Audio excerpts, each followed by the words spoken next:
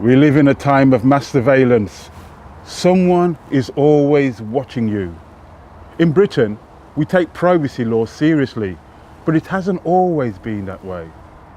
Open University professor Simon Lee now takes a look at the tragic case of Alan Turing.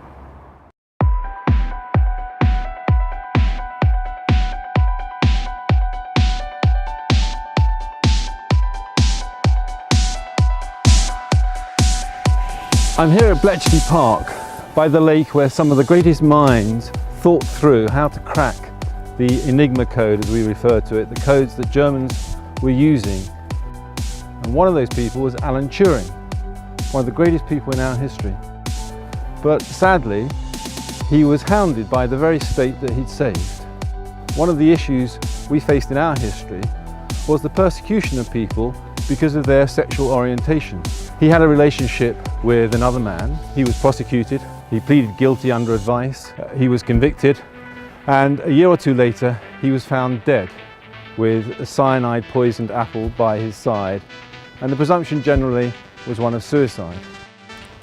And so today we're here because we're thinking about the right to privacy as part of human rights week.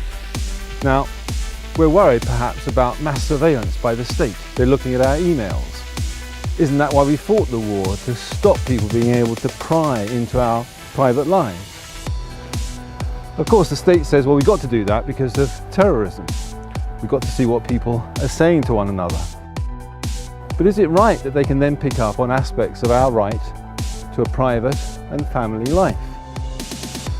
What's more, those big technology giants, Amazon, Google, Facebook, they're doing the same thing. Adverts pop up talking about your private interests. So how does all this fit together? I'm a law professor and I've looked at these issues around when the state should leave people alone and when it has to regulate. So should I as a private citizen be able to send emails without the state knowing what's happening? Could I use a code? Would the state be entitled to intercept those messages, to decode them? So what is the right to respect for privacy and family life? And why is it so controversial?